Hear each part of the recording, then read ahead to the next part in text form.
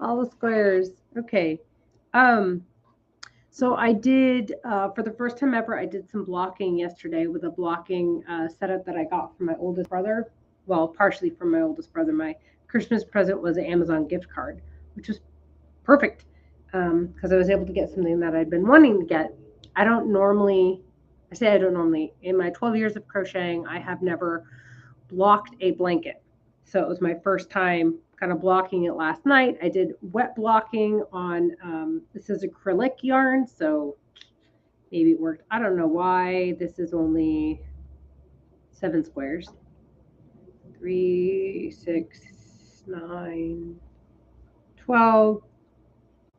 That's why it's only 7 squares. Okay, so this is 13 squares. I had originally, I have a unlisted video where I'm using the mattress stitch to connect them, and it was taking forever. And I prefer when I join them, I'll join them on the wrong side, and I do a slip stitch in the back loop.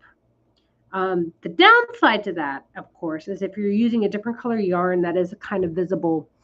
And then you have, so this is the front side, the right side of it. You can see a little ridge gets formed. And then on the wrong side, you have this sort of bump. When you do the mattress stitch, you kind of end up with a little bit of a bump on the back and a little bit of bump on the front. Um, but anyway, so I had already spent a good 2 hours connecting 20 of these squares together in the first strip and weaving in all the ends, and I was so proud of myself. And then I started on the next 20, and I was like, man, this is just taking forever, and I have to join, almost 1,300 of these. So I was like, well, let me try it the way I prefer, see how it looks, and if I like it, then I'll just spend the time to undo the first 20 that I joined. And it turned out I really do prefer doing the back loop single crochet or the front loop single crochet on the wrong side. When you're looking at it from the right side, it's you looped into the back. But anyway, I prefer it. It goes a lot faster. Um, it just means that I don't want to weave in the ends until I absolutely have to. So I won't weave in the ends as I go, which is always a bad way to do it. But that's fine. I'll uh I'll save the weaving in the strips for other live streams. But yeah, so I don't know exactly how to explain it because I'm bad at explaining things sometimes, especially because this just sort of comes naturally to me. But you'll match the work together, okay? And you will go, so on the side of the square that's facing you, you go into the front loop of the wrong side, which is, of course, the back loop of the right side. And then you will go, this is also the wrong side. You'll go into that very next front loop, basically. So now, okay, it's not going to work. This isn't going to be a tutorial, so it's kind of hard to demonstrate. But if you're familiar with crocheting, you understand what I'm talking about, where I go into what's essentially the front loops of the wrong side of the square. And you just do slip stitches all the way through to get to that corner one, the one of two corner change that I did. Because when I make these granny squares, I do a 2-chain corner instead of a 3-chain corner. But anyway, here we go. So here's our first strip of 20. Um, if you have seen any of my other ones, I'm doing them 40 in length. And I measured it earlier today, like early in the morning before I started work. I started work a little bit earlier today, like earlier than normal because no one else is around. So I'm able to finish earlier, which works for me. Also, I didn't have to take the kids to school, so I had even more time in the morning. So starting earlier is just easier for me. But when the kids are at school, actually starting later is better. Anyway, so this is 20 of the 40 squares, and I'm just going to measure it real quick.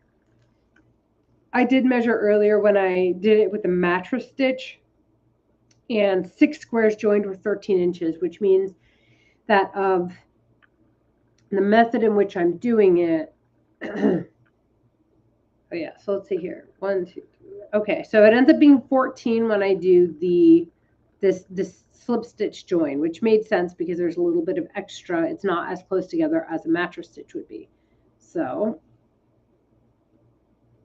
this is not a scientific approach. This is a very chaotic approach. I recommend if you need precision in your patterns, don't do what I do. Very, very chaotic. Oh, there's going to be a massive blanket. Okay, 49 inches. 49 inches for half. So this is going to be about when the border's involved, it's going to be about 100 inches in length. Going to be a big blanket. I did recently change the design. I actually removed a row from it. I might actually, let me see what happens if I remove this row. Delete row.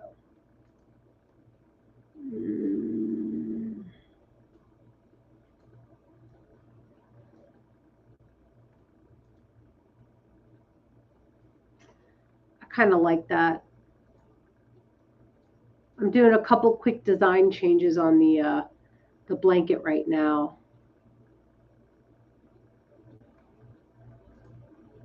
Let me see.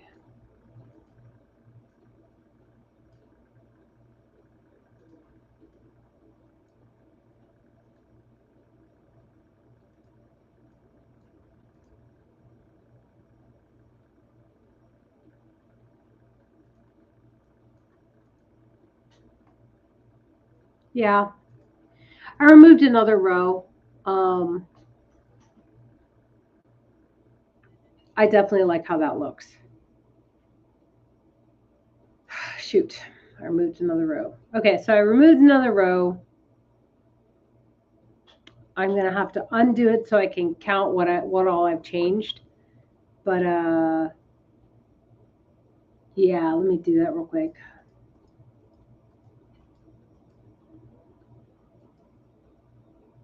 All right. So let me write this down real fast before I forget.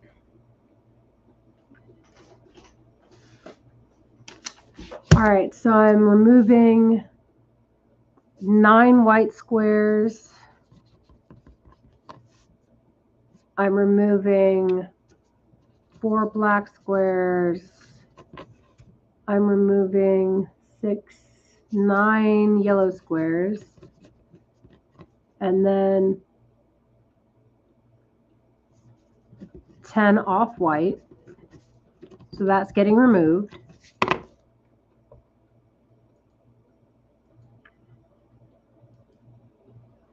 So I removed 1,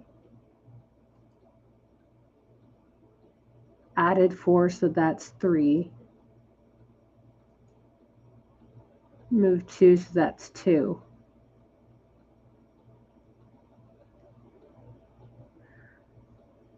So I've added 2 black squares to the pattern. Perfect. Okay. So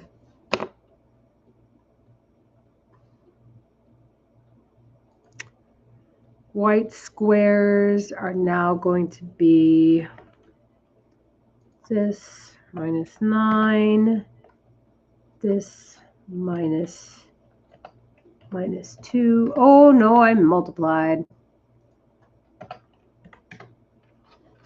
Okay. Off-white is going to be 486. And yellow is going to be, okay, cool. So we've got 355. We've got 176, 116, and then we've got 256.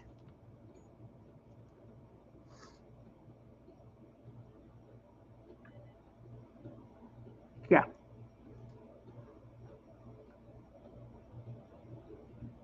Oh no, I deleted something.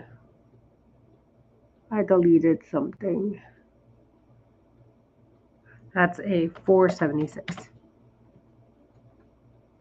Okay, and then we just take 39 times 32. I did something wrong.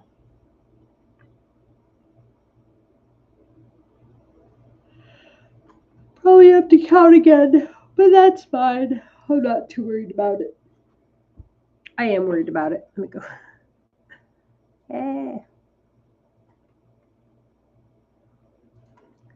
because it's 39.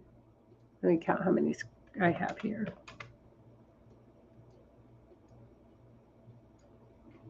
$32. Okay, so 39 times 32 is 1248.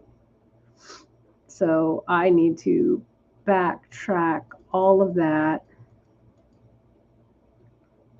Okay. So we got 355 for the white. We got 476 for the off-white. For the yellow, we're at 116. Then for the black, I removed 4 black, but then I added 2.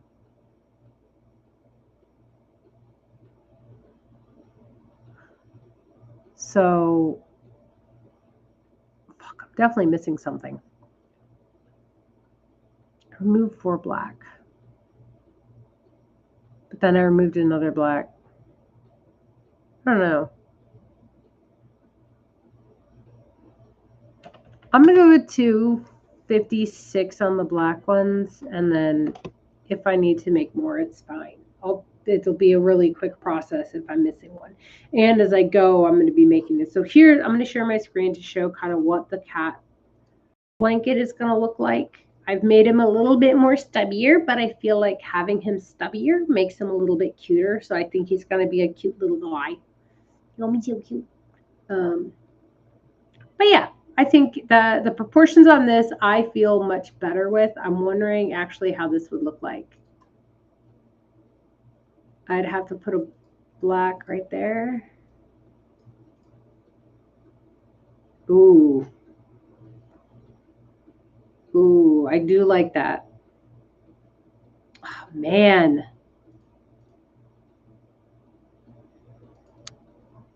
Yeah. Gosh darn it. Okay. So let's see what we remove here. We've got 5 total. Okay, so that becomes, we got 5 white that I'm removing. It would be, I'm only removing one of these blacks because I'm adding one there. So it's a total of 5 blacks removed, leaving a new one, so that'll be 4. And then my off-white, I would be removing 3, 6, 9, 12, 15, 18, 21, 22. So 22 off-white. Okay. Yeah, for sure. Yeah. But I just it feels so much better to me. Okay. So then we're down to 350 of those. We're going to change the off-white. I'm not doing math today. I've already done enough math. I could have just typed it, but I'm lazy. All right. Black. So that's going to be okay. That's how I know something's wrong here.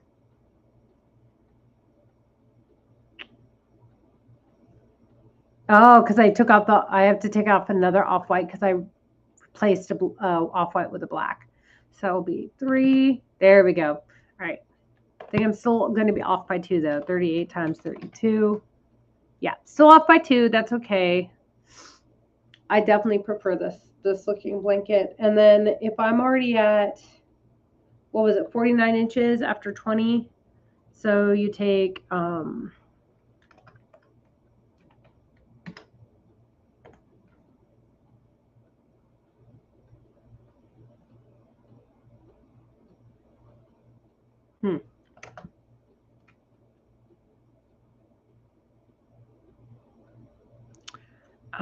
so it should be 49 divided by that.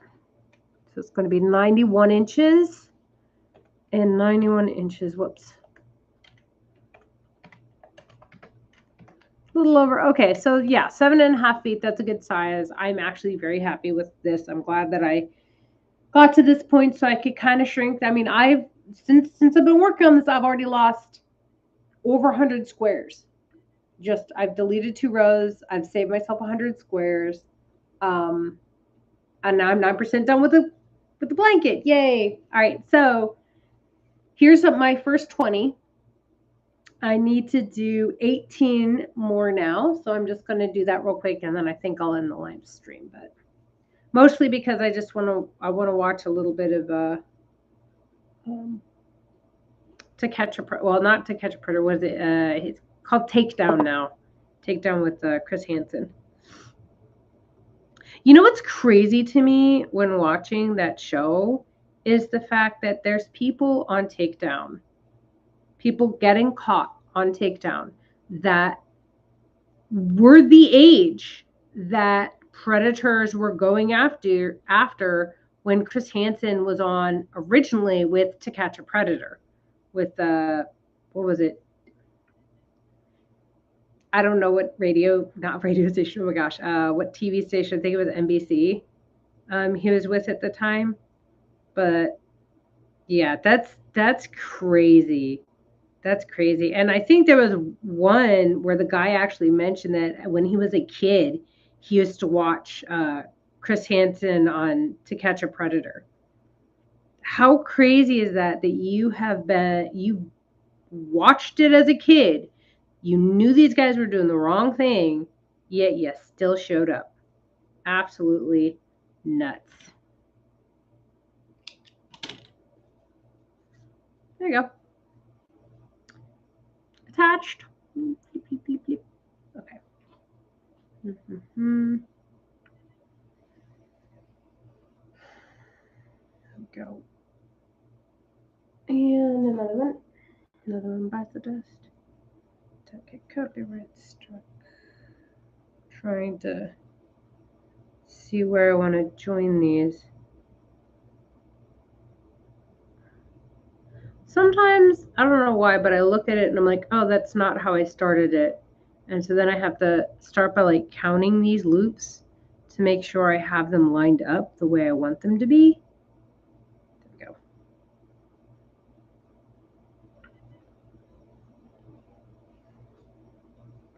There we go.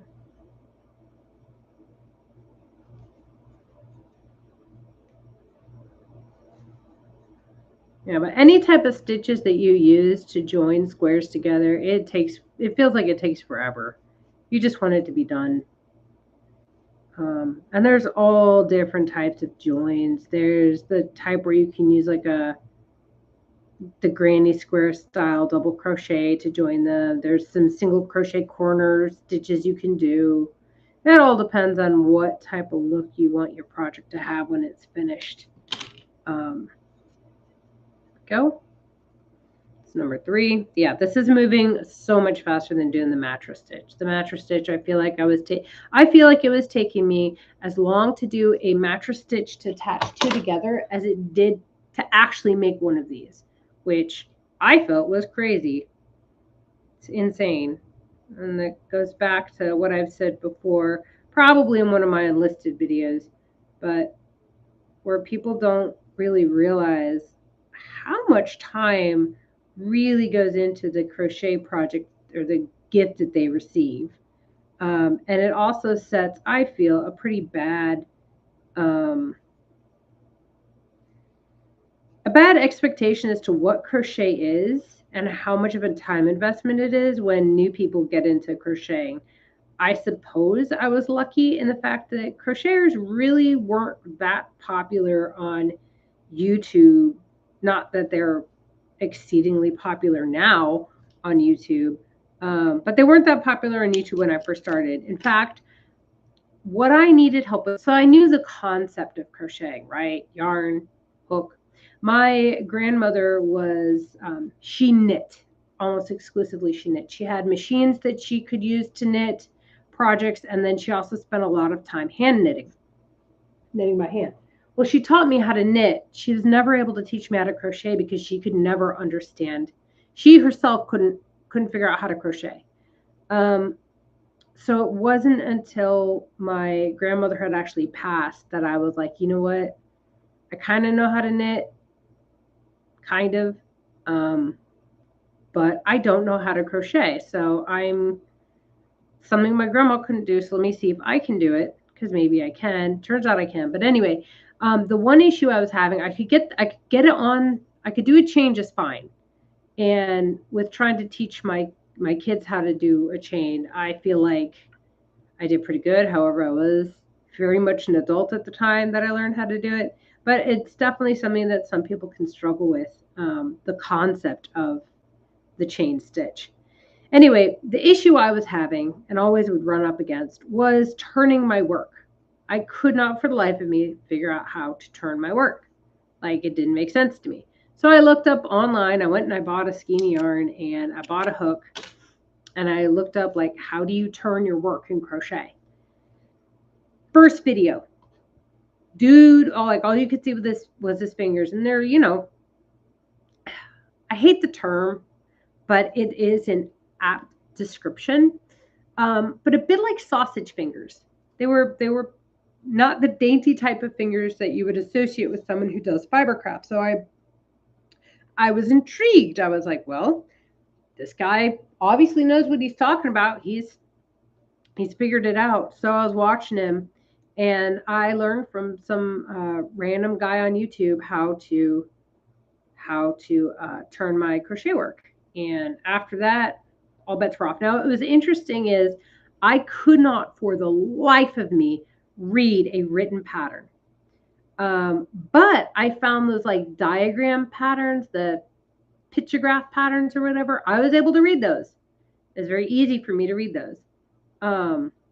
So I actually first learned how to crochet by looking at the diagrams. And I think that has actually helped me a lot, because, you'd have the diagram and then you'd have the finished image. Like, here's your diagram on how you would do this, and here's the finished work.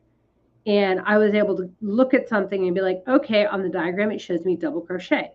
Okay, the picture, this is where it should be in the diagram. The picture shows me this is what a double crochet is going to look like on that finished object. And so maybe it was that, maybe it was something else. But because of me learning, or maybe because of the way I learned how to crochet and how to read patterns, when it comes down to someone sharing some work that they have, and they've hit pause, or they hold their work up for a few seconds or whatever, I can hit pause and I can fairly accurately determine how exactly they got to where they got to on their project. Like what stitches they used, how many they used. Of course, it all depends on the strength of their camera, if you will. Obviously, if an image or a video is highly pixelated, it's hard for me to pick apart the pattern, if you will. Now, granted, if I find a pattern that I really, really, really, really, really like, and I want it to be done exactly that way, I'll see if the person sells the pattern, and I'll buy the pattern from them. If they don't sell the pattern and the pattern's free, then unless I really want it to be perfect, I will probably not even look at the pattern. I'll just sort of do it my own way. Mostly because, let me see this. Yeah. Mostly because I find a lot of patterns aren't written the way that is easy for me to understand. Like, they'll say whatever stitches it is, and then you'll look at the picture and they're like,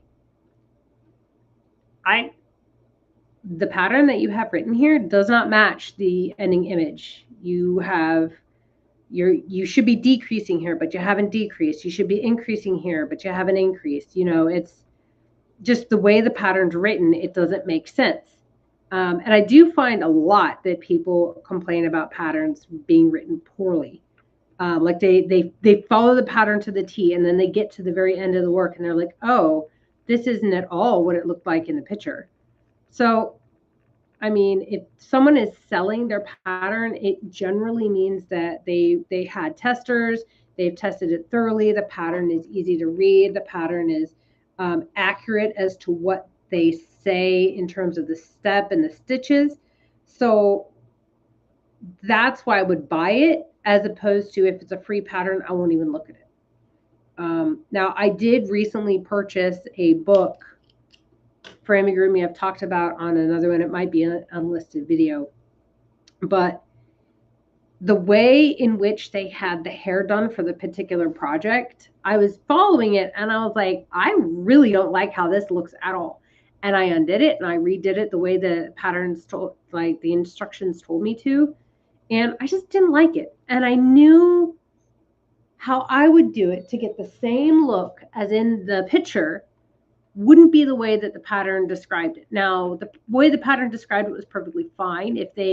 I'm sure many of the testers had no issues with it, but I struggle with written patterns from time to time. I don't have a problem saying that. Sometimes it's just not in the cards for me, and that's okay. So I just adapt around it and move on. There we go. But yeah, so now if I do find an image or an object that someone's made that I end up replicating and they do have a paid pattern for it, and maybe I don't realize it at the time, then I make sure not to, like, I'm not going to sell the thing that I made from that pattern. I might give it away. But those are generally like one-off things. There was this one where it was a little amigurumi succulent. And I found the perfect little succulent image. I was just looking up, crocheted amigurumi succulent, whatever. And there was this image online. That's okay. An image online. And I was like, oh, this is perfect. So I just in one night, I completely made this little cactus succulent. And it was so cute. It was perfect, I thought. It looked similar, but not exact, of course, to the image. And it wasn't until after I had given it away that I showed the person the image that I used as reference that I realized it was actually a link. Like you could click on the image and it would go to a link to someone's Etsy store where you could buy the pattern. And I felt pretty bad because here I am using the work that they did to make that succulent. And I just used their image as reference. So it's hard for me. I try to, come up with my own patterns. One of which is easy for me to make are these pixel type things and like the method and execution. Oh, one of my most favorite things that I've ever made is actually, and I've never seen the show, but there's a show called Roseanne. I think it was Roseanne. I don't know. But there's like this Afghan on the back draped over a couch. And a friend of mine, his wife, loved the show Roseanne and asked if I could make a Afghan like what was on the show. So I had to do some research, look up for some stills of the show that featured this couch.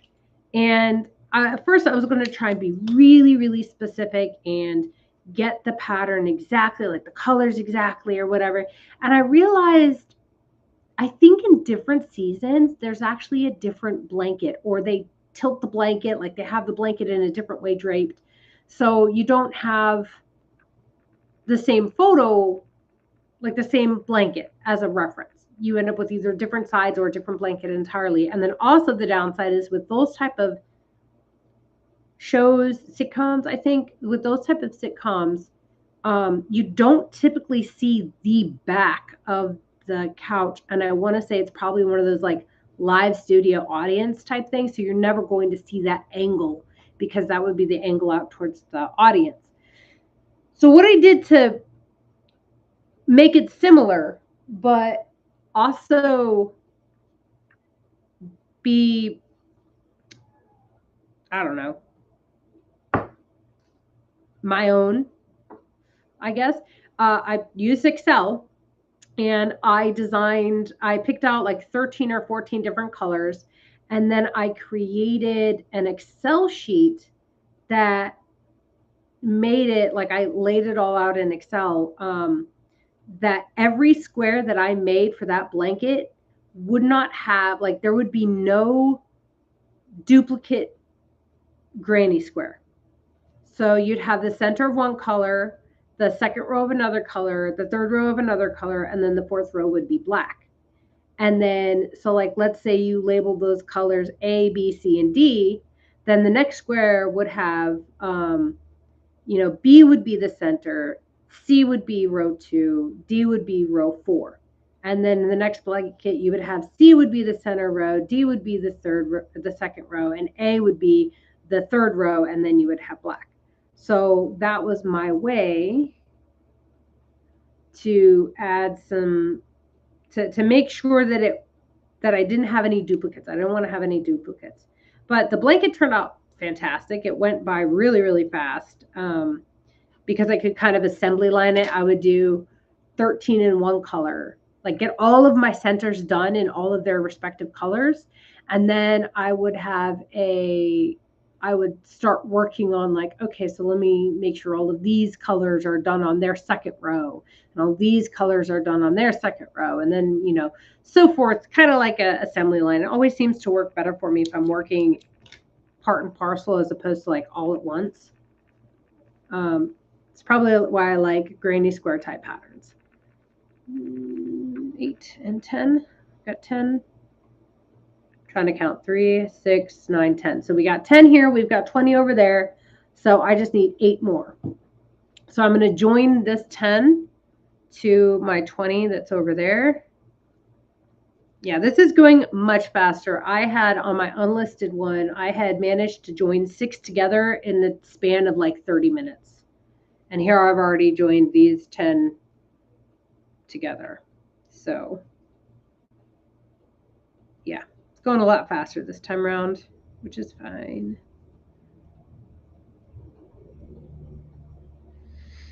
But yeah, these type of designing these type of things are really, really fun for me. But unfortunately, anybody can do them. So it's not like I can monetize these. I did design a ghost blanket, a corner to corner ghost blanket. I sold one pattern for $1. And I was like, sweet. I was happy that I was able to just make $1 off of a pattern. And I had already made the blanket too. I made the blanket and the pattern for that same friend. His daughter likes ghosts. So I made her a little ghost corner to corner blanket. And it was after that blanket request he asked about the Roseanne blanket, which I was also able to make. Still one of my favorite blankets to make. All right, so here we are with 30. I don't know how well this will work, but this is the 30. So we already know when I get to the 32, right? It's going to be more than my arm span. And your arm span is typically your height.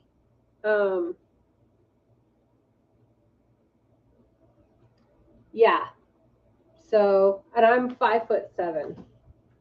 You can see this is going to be a big blanket. This is going to be a big boy, which is good. I want it to be a big blanket. I want it to be, you know, something that can fit on a queen size bed. Sorry, we have 30 now. I'm just going to double check my count. But 3, 6, 9, 12, 15, 18, 21, 24, 27, 30. 8 more left to go, and we'll be done with the first column. Yay. Doing pretty good. I am playing Minecraft at the same time. Because, you know, it's how I got to be doing a couple different things at once. And I think other crocheters, obviously other crocheters are doing something else. Like they've got a part of their brain that's actively engaged, probably listening to some books or true crime drama. I don't know which direction I want to do this in. I think I want to do this direction. So this one, I couldn't untangle where I joined it, but I'll be damned if I'm going to crochet another 2 squares more than I have to. Yeah, I know that's, yeah. Anyway. Do. Let's just get this puppy in. There we go. On the plus side, because I couldn't get that one out, I know that these 2 squares are going to be joined for the rest of their life. They will be happily married.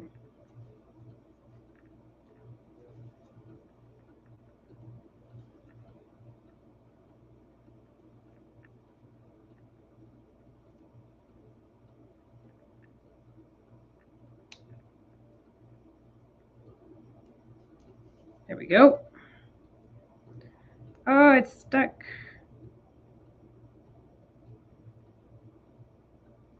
Come on, buddy. You can do it. There we go. Got it. See how this one looks with that weird join in place. Okay, not too bad.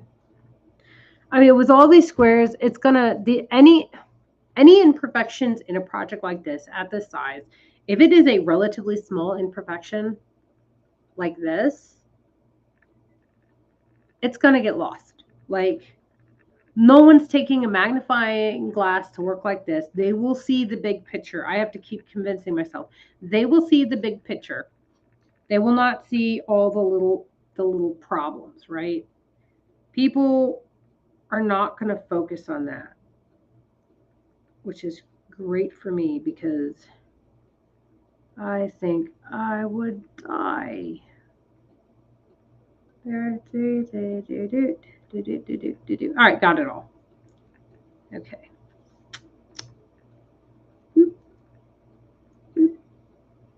Pull that tight. There we go.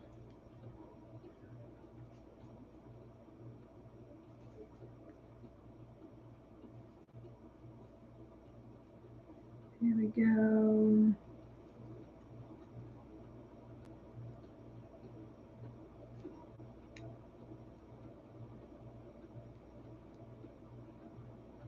All right, that one is all done as well.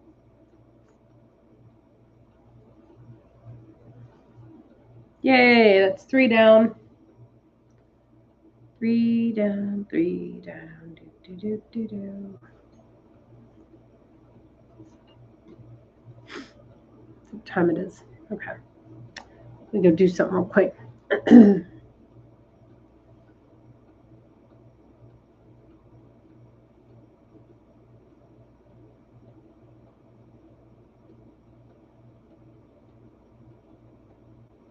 I meant to do exclamation.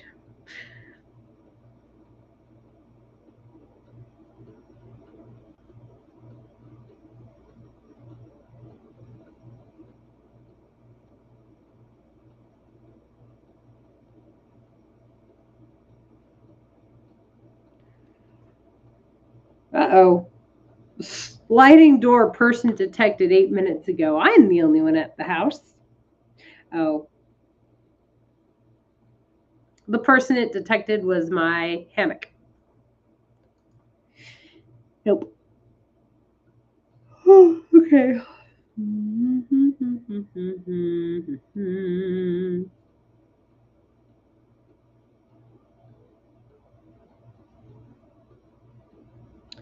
Just checking to see what the little Rugrats want for dinner.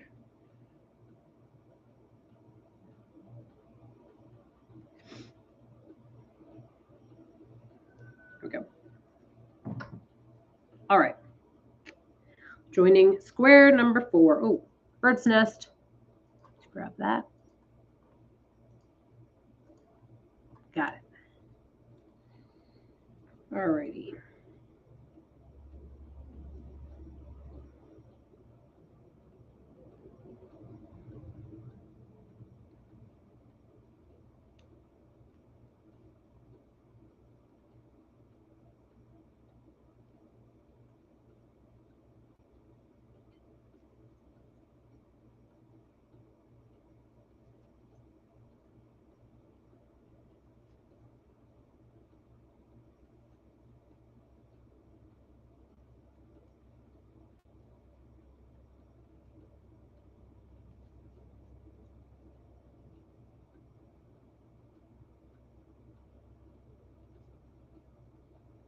There we go. All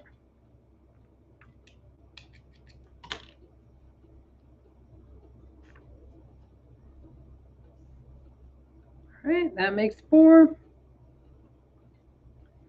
4.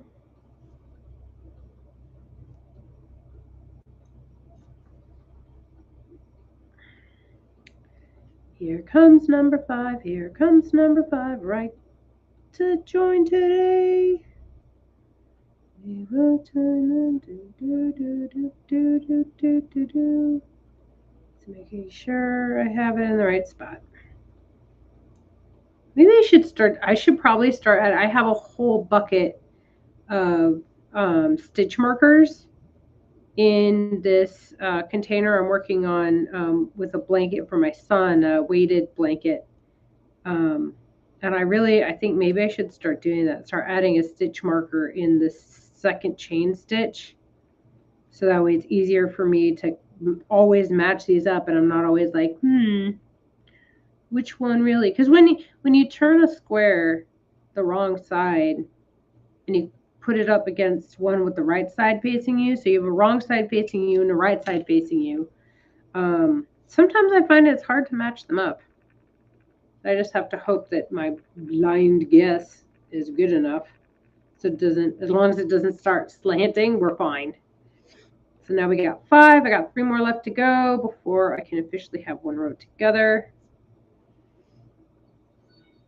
And there's another Sarin Spirit. Boom. Small bladed orichalcum salvage. Cute. You know, the best and worst thing I've ever gotten from a Sarin Spirit is a Burberry Special. And if you play RuneScape, you know what the meaning of a Burberry Special is. I was so sad. It basically means you had a failed Hazelmere's Signet Ring roll from the rare drop table. So I've kept that little puppy. I have a screenshot of it too, but I've kept that.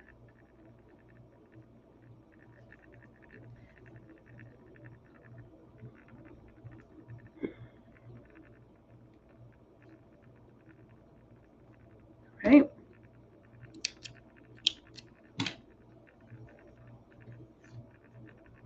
Dunsies. 6.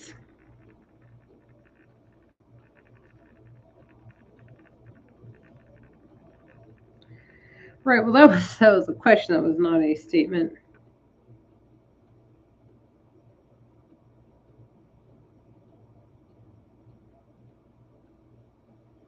Let's grab a salad maybe. Yeah. I'm gonna need to go get that now. Okay. Alright, sweet. Cool, I'm gonna go finish up joining these and then I'll be out. Probably later tonight by myself. Later night, I'll join these. And then 3, and then 3 more, and so then this one goes here. Yeah, I'm definitely going to need to do the stitch marker. It'll be so much quicker than having to guess where these need to get hooked in at.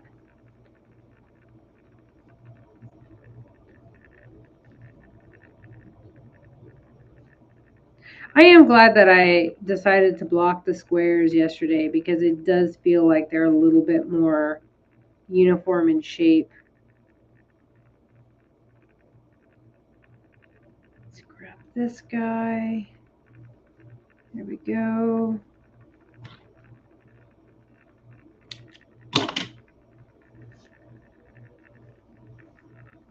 Okay. Puts me at 6, 7. Nice. One more, and then I can join this to my stack of 30, and then begets.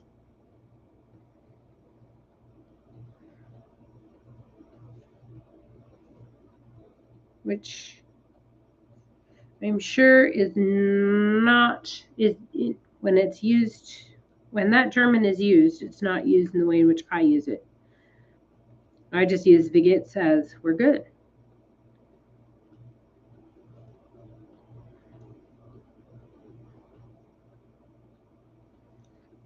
All right, join. Join.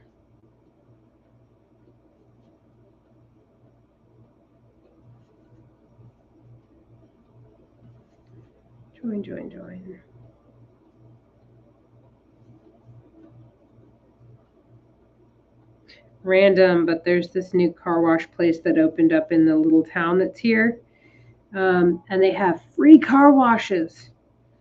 And they have these signs up trying to get people to go in to get the free car wash. And then the first month is $5 for unlimited car washes and yada, yada, yada. And I would like to try it to see if I like it, because as it is right now, I have to drive into basically the big city if I want anything close to affordable car washes for my car. And given where I live, the side roads are very dirty and dusty. So my car gets dirty a lot. I'm not going to waste water. Well, if I go to get my car washed at a car wash place, of course I'm wasting water. But it's a lot cheaper than washing my car 6 or 7 times a week at my house. Also, I don't have that kind of time. So, all right, so we have our 8. I'm going to join it to my 30, and then, oh no! I'm going to drop all my blue squares that I've done so far. Oh no! I keep dropping them. That's 5. How many do I have marked down? Got 7. 1, 2. Oh, that's a lie. Wait, is that blue? Oh, shit. Okay, no, that's black. Okay, I have 6 blue completed. So I forgot to put that there. There we go. Nice. Okay. Get these guys combined. Yeah, I'm glad I switched over to this one. So I think what I'll do once I finish this, I'm going to gray out maybe. What's this? Just left. Okay. There we go. I'm going to have to mark it in some way that I finished the row. Visually. I don't think graying it out would work for me, but maybe it would.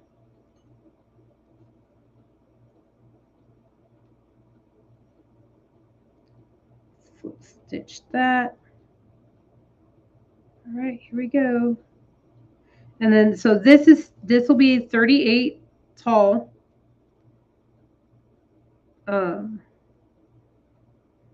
Yeah, 38 tall.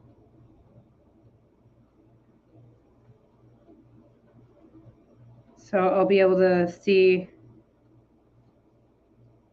how long this actually will be. And let me see what I can see on my camera.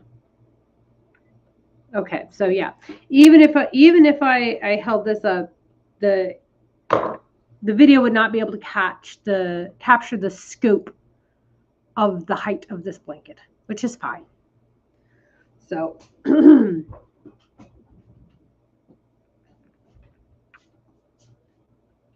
have a 7-foot rug on the ground. I'm just going to lay it on the rug. Yeah, it's just over that 7-foot rug. So this will be real nice and sizable. I think this is perfect. Okay, well, now I only have to weave in 76 ends, because each side has 2 ends. I guess not 76 ends. I'll have to weave in 74 ends, because you don't have the last one. But anyway, yeah, one nice long strip. I have enough to make another row. Obviously, I actually have enough. I haven't blocked any of the black squares yet, so I can't do the very next row, but I might actually block them today. I'll probably block those ones today. Maybe do just a dry block with them to see how dry blocking works. But yeah, overall, not bad. I got quite a fair amount of them together in this time. So I think that is definitely a way to go. So that's it.